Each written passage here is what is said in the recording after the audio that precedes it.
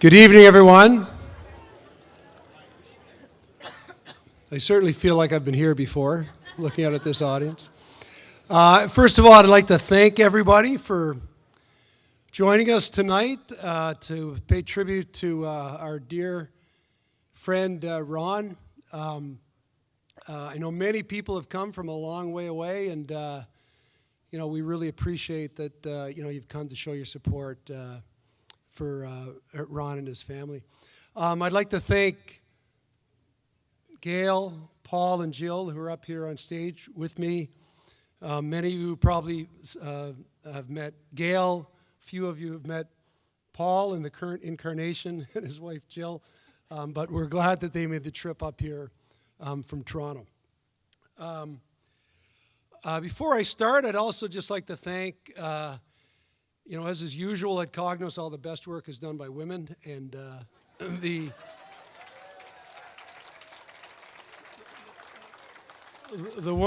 women, I say the women who put this together because they're all women, were Barbara Kane, Jennifer Francis, Patty Williams, and Marianne Pinetta met you at the door, and of course, continuing to tell me what to do after all these years, Jane Baird. Who really, Jane working with Gail and Paul was really the muscle behind the event. So Jane, thanks so much. And Barbara, Jennifer, Patty, and Marianne, thank you as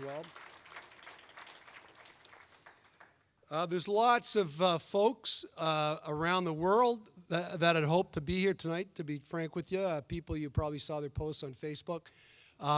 So I hope people aren't, freaked out by the video cameras going around. We're going to tape it. We're going to put it online so that people who couldn't get here tonight could enjoy it as well. So with that, I'd like to ask everyone just to for their attention as our bagpiper, Callum Gauthier, plays Amazing Grace.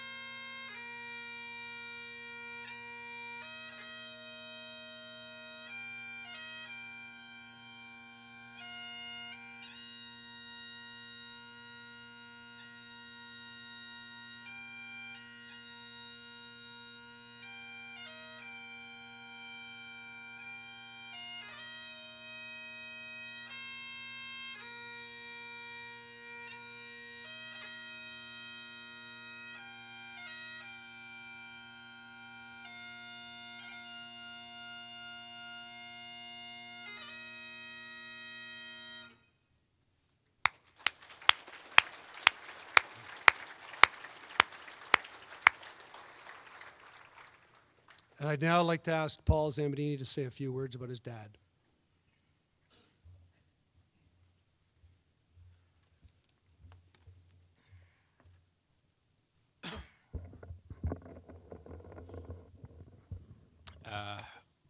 Thank you, everybody, for coming today.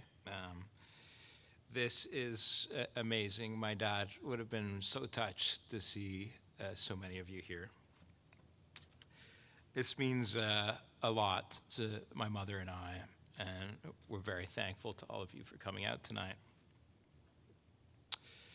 In particular, we'd like to thank Jane Baird, who has been such a tremendous support during such a difficult time and has done a great job of organizing tonight. My dad would have loved the cardboard cutouts of his various incarnations. I've had taken selfies with most of them earlier in the evening. Also for organizing the Cognoids Facebook page, which brought many of you all together again, and we were very touched reading all the posts about my father. We'd also like to thank Rob Ash for all of his support and for his very kind words at the celebration of life for my dad in Toronto. My dad was very lucky to have both of you as his friends. We also like to express our gratitude to Barbara Kane, Jennifer Francis, who helped organize tonight's celebration, and for their contributions to the Cognoids Facebook page. And thank you to Marianne Panetta and Patty Williams for their help. As in life, my dad would not have got much done without Patty.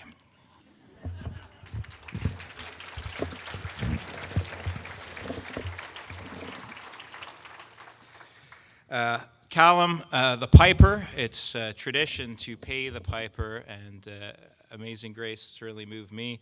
Normally, the piper is paid with a wee dram of whiskey, but I've been told Callum's only 16 years of age. So. And finally, a big thank you to Franco and the people of Tudor Hall, all of the staff here. I know that this has apparently been the site of many Cognos festivities in the past. As a fitting place for us all to gather this evening.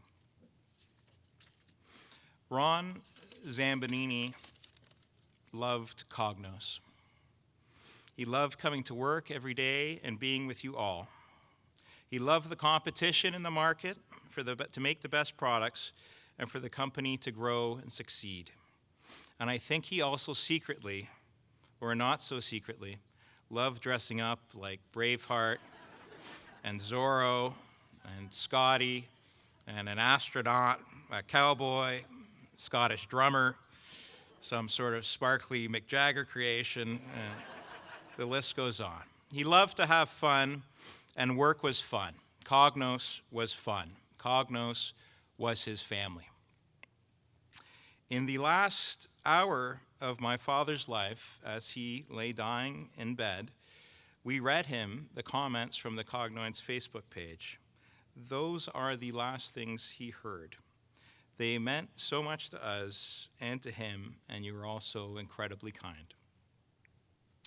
While we read through the posts, a few themes emerged. One was leadership. A few people were kind enough to call him the, quote, best CEO ever. No offense, Rob.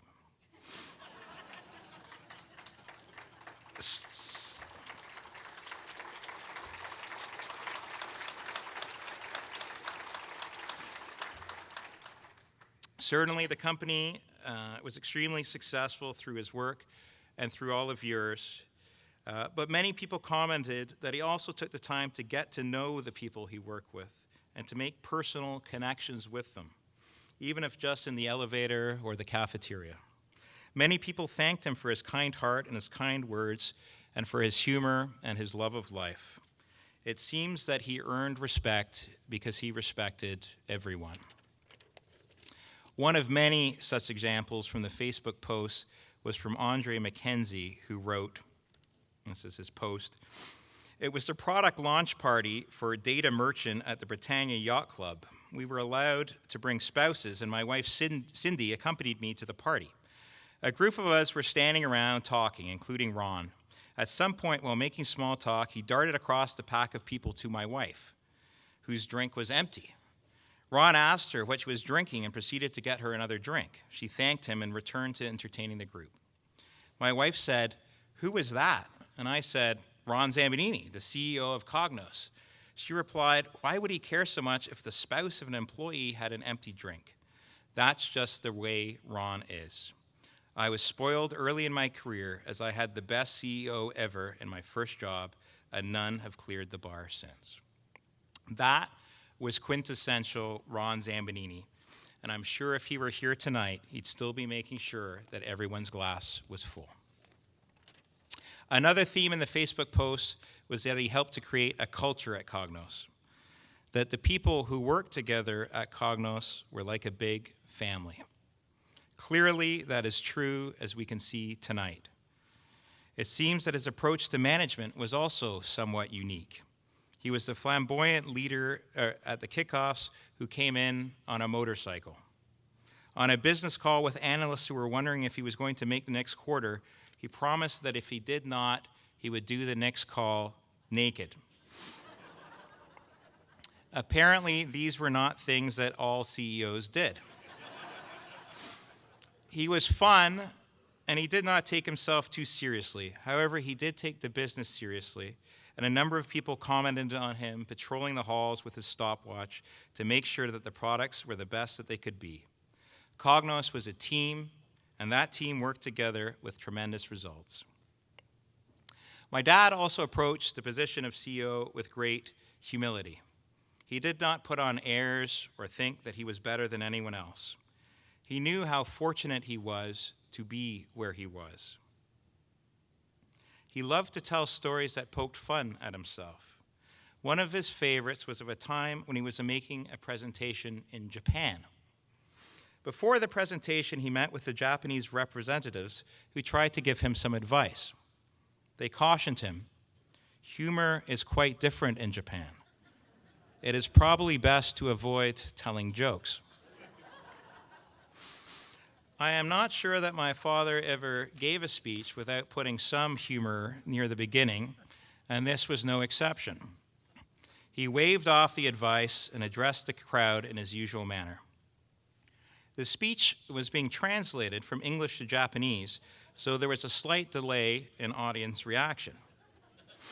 When he came to the first humorous line, he was pleasantly surprised when, contrary to the obviously poor advice that he had been given, it was greeted with hearty laughter.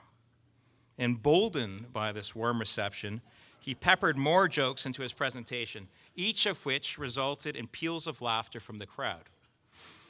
After his speech was over, he went back to the man who had given him the advice. "Well, it looks like the jokes went over pretty well after all," he said. At that point, he was informed that every time he told a joke, it was being translated as, "This man has just told a joke. Please laugh."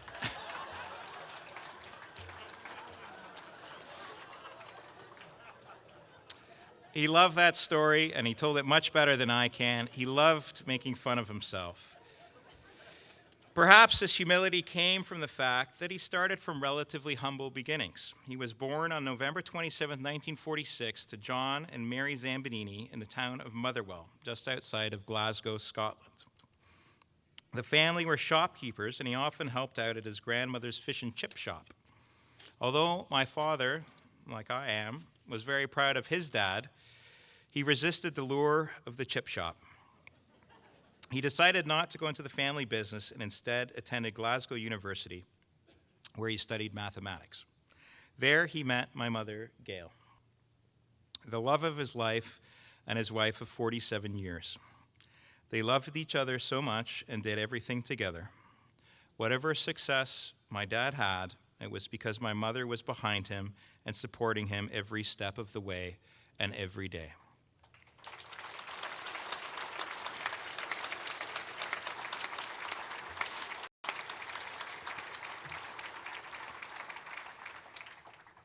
He was her whole life, and she was his. They have taught me what love is, and I am so sad that he is gone and not home and happy with my mom, where he belongs. In 1974, they moved to Canada, where my dad had a job as a computer programmer at Comtech. There they met a group of other expat families who've remained their dearest and closest friends to this day. Although many of you know my dad through work, I can assure you that he was just as wonderful at home. He was a great father and a great husband. We had such a nice life with him, and we miss him so much. My father's career was remarkable. He started as a computer programmer, literally organizing punch cards to be fed into a giant machine. But through a mix of hard work, perseverance, charisma, and intelligence, he was able to work his way up through the ranks, eventually coming to work at Cognos as a manager in the research and development group. There, he flourished and made his way to vice president, then president, and finally CEO and later chairman of the board. Despite his success as the CEO, he chose to retire early to spend time with my mother and to enjoy the fruits of his labor. The greatest thing my dad taught me was the importance of enjoying life, the preciousness of life. He made every day the best that it could be. He traveled the world, he played golf, he was papa to his grandchildren, Jack and Sammy. He relentlessly pursued his lifetime ambition of representing Canada at the World Bridge Championship, sadly coming in second a number of times. Of all the fantastic places in the world that he traveled, his last trip was to the beautiful, I'm told not very beautiful, Winnipeg for the Canadian National Bridge Championships. While we are all sad that Ron has left us, it cannot be said that he did not lead a full and good life. He was fortunate, he was blessed. 99.9% of the population of the world could not hope for a life as good as his. He knew that, and he appreciated it every day. A little over a year ago, he was diagnosed. It's not my phone, is it? Oh, that's my wife's phone in my pocket. It's Charlie. I'll save it for later. A little over a year ago, he was diagnosed with lung cancer. Despite excellent care from Princess Margaret Hospital, on July 11, 2017,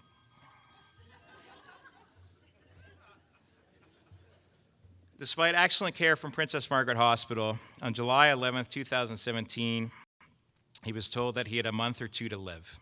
As it turned out, it was only 12 days. He handled his impending death with grace, courage, and wit. He was discharged from the hospital on Thursday, July 13th. There was nothing further they could do for him. He was sent home to die. Cancer, as I'm sure sadly most people in this room have been touched by, is a horrible disease.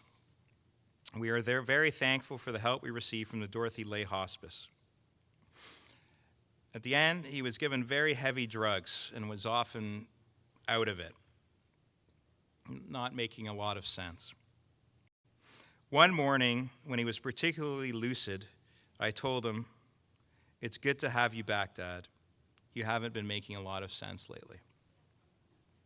He looked at me with that little twinkle he has in his eye and said, "I know. Now, Paul, tell me, is Trump still the president?"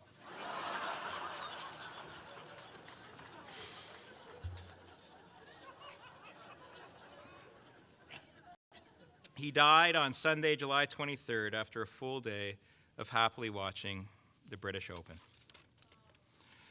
Words cannot do justice to his spirit. Nothing can. He reveled in life and in life's simplest pleasures. His joy was infectious, and he filled others with happiness. He did not do things on a small scale. He was a master storyteller. He could hold an audience rapt, be it a few people or hundreds. He was a man of great integrity, honor, and humility. Those who knew him loved him. A part of his spirit is preserved on videotape.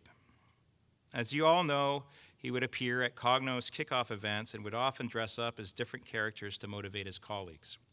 Apparently encouraged by the response that he received, the characters continued and the appearances became more and more elaborate. I would like to play for you the greatest hits from these videos, and you will see that mischievous twinkle that he always had in his eye that made him so special and so lovable. In truth, nobody can capture Ron Zambonini's essence better than Ron Zambonini himself. If we could play the video now, please. Thank you. William Gates. Gotta be not tall enough. Ye of the propeller head fly. I am Ron Zambonini.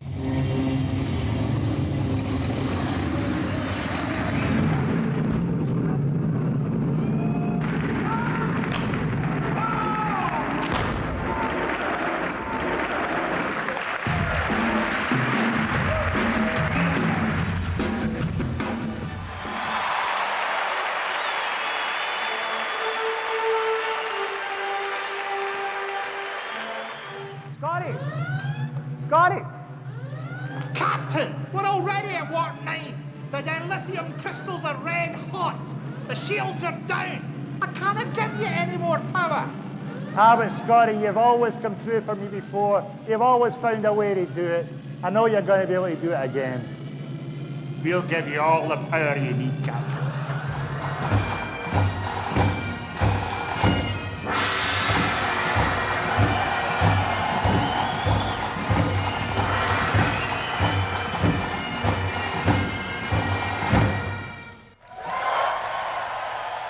We couldn't get the Zambonini tartan, you know, which is like interwoven strands of spaghetti.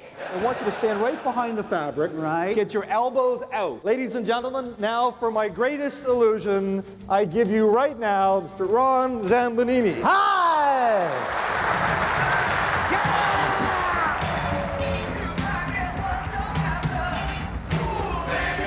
Are you ready? Let's fight it up!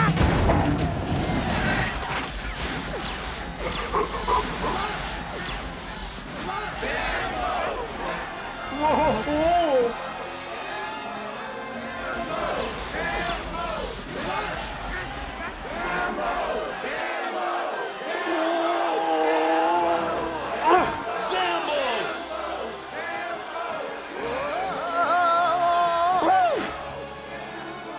Tiger Woods, meanwhile, got into trouble with a wayward drive at 15.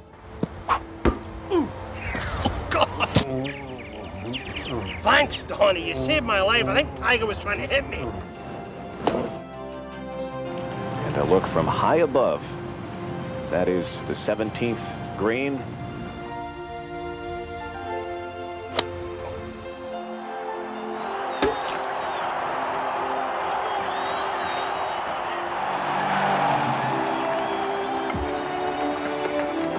The Augusta National Golf Club is honored to welcome its newest champion. My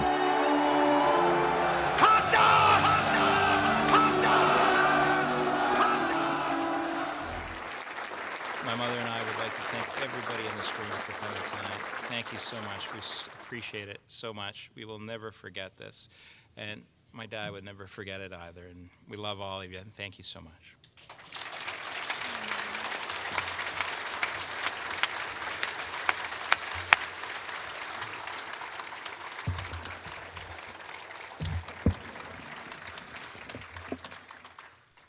Thanks, Paul.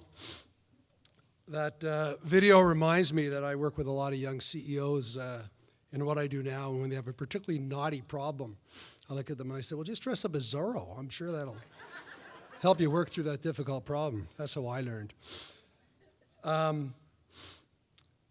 It's certainly with great sadness that we're here tonight to talk about Ron. We had a wonderful event in Toronto about, I guess, about a month ago now, with a number of his boyhood friends from Toronto. But we are here to celebrate his life tonight. Ron had an extraordinary life, and it's important that we celebrate that. I think it's fitting and reminds me as I stand in this room, this is a room that really Ron imprinted himself on us for many years, right here at Tudor Hall. You know, at the one end for his fun and exuberance and inspiration, you know, we had these fantastic costumes he dressed up in, and I think it was in this room after 2 weeks of training from Jane that he danced like Mick Jagger up the center aisle. And he danced the whole way. We had a defibrillator on the side just in case. But at the same time, you know, his humility and empathy, it was in this room when Cognizant's times weren't so great. And, you know, in the 2000, when we had some difficulty, we had to lay some people off, and Ron talked about the importance of staying close to those people and reaching out to those people and communicating with those people. And I think, so it's in this room we've seen, you know, Ron's empathy and humanity, as well as we've seen his fun and exuberance. And I think so tonight, to celebrate his life right here, I think is quite fitting. And so I'm sort of grateful for the opportunity to share some words about Ron this evening. I mentioned that we had an event in Toronto. As I say, it was wonderful. I'm going to read some of the comments that I made that night, just about Ron's effect on Cognos and on all of us. Ron arrived in Cognos in 1989. He didn't just actually arrive at Cognos. He jolted the company and the people in it. And the company would never be the same. I suspect there are probably quite a few of you here tonight that were in the cafeteria across the parking lot in, I think it was October or November of 1989, I believe it was about that time. And, this Italian with that thick Scottish accent addressed the company, and, the world was never going to be the same, frankly, after that night. He was a force of nature and quickly became someone people just wanted to follow. They wanted to be with him. They wanted to share a story, have a coffee in his office. As you know, he made coffee constantly in his office. Have a beer with him, or more importantly, a rum and Coke, which was his drink of choice when he had a really important technical decision to make.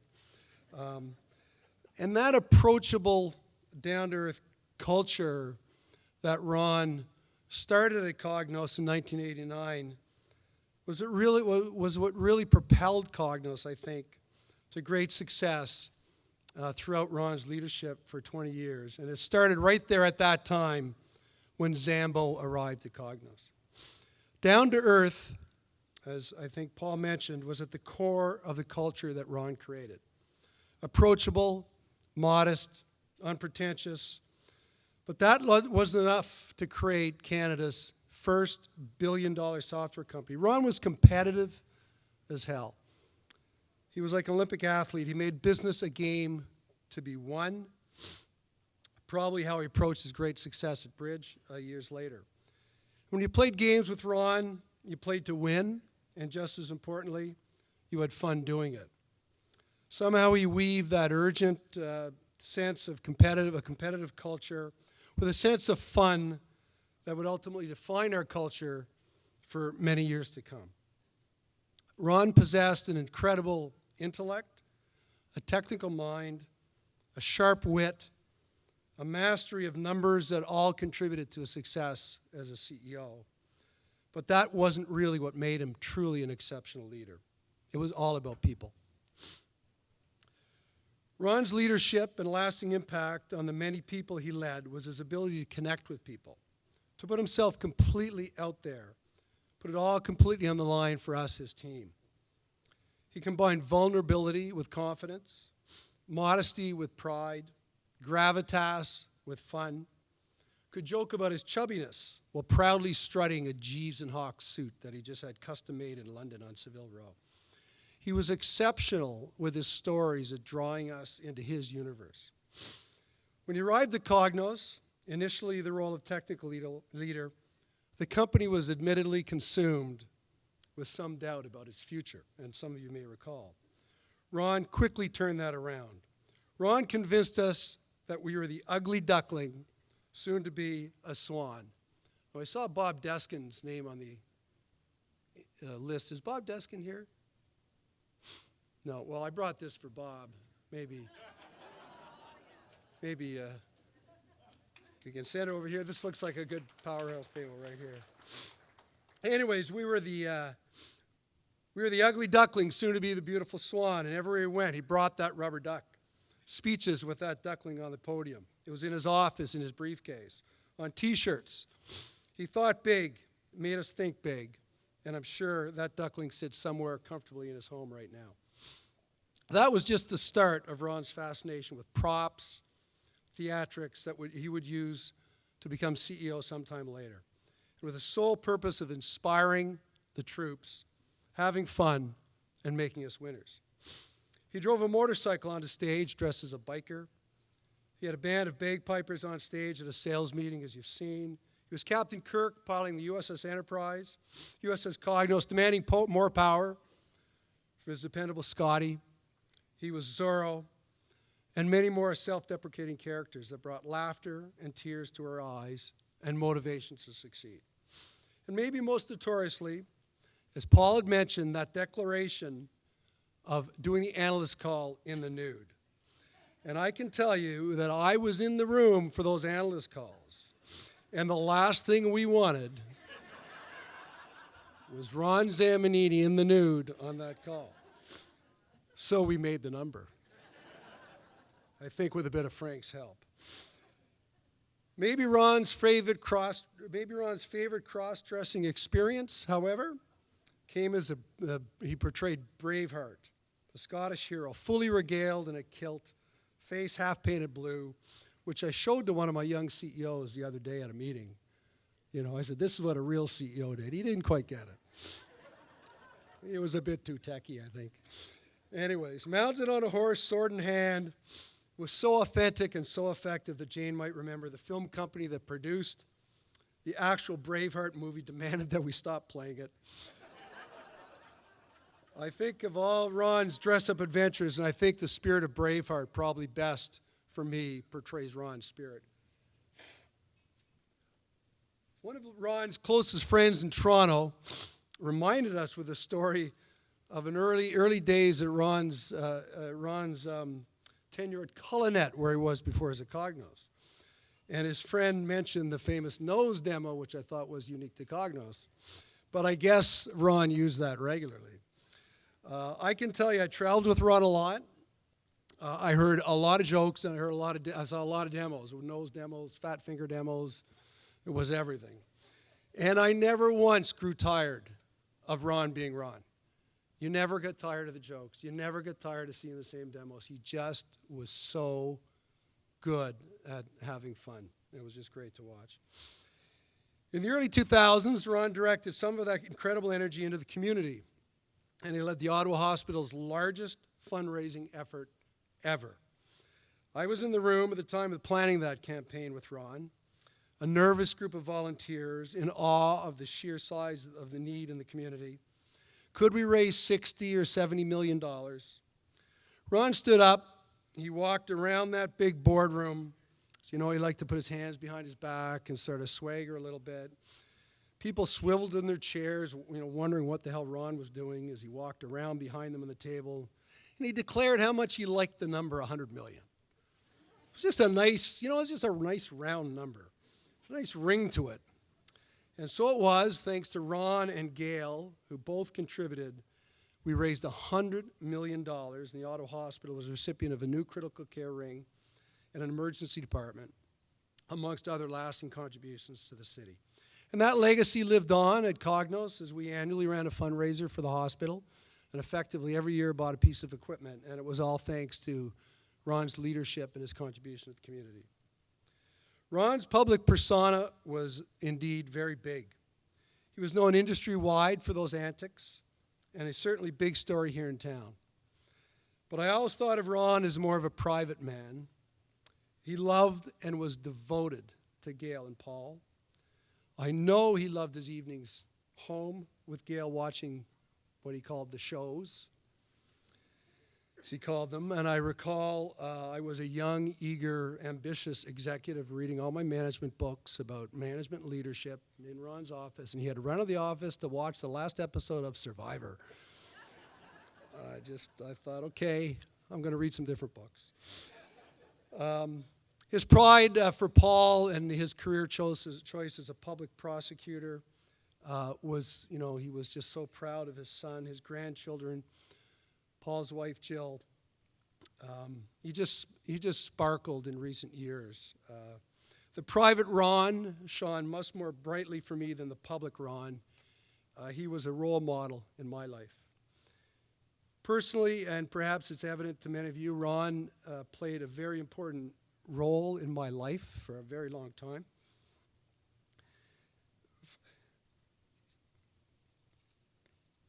For many of the things I mentioned, always keeping family first, always keeping work fun, always excelling, always a competitor. And I run through my mind the countless meetings, trips, drinks, dinners, kickoffs, more drinks, sales conferences, more drinks. Just so many memories, I can't recall ever thinking of it as going to work. Working with Ron, as many of you know, was an adventure. Cognos was an adventure with Ron, and for that, we can only be truly thankful. Ron's business and community legacy knows few peers. And while those accomplishments stand in recognition of Ron's incredible impact, it's not what I think about when I think about Ron, nor is it what my fellow cognoids think about with Ron. The word I hear most often is lucky. How lucky we were to have known Ron. How lucky we were for him to take an interest in us. How lucky we were to have experienced his fun, his jokes. How lucky we were to be drawn into his orbit.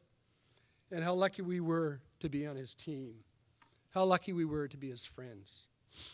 How lucky I was to have known him. We truly loved Ron, and we'll miss him. And tonight, we celebrate our good fortune in having known Ron. Thank you, everyone, for coming. Please enjoy the evening. It's great to see so many great faces. Again, Cognos truly was a great experience, and we are going to thank them.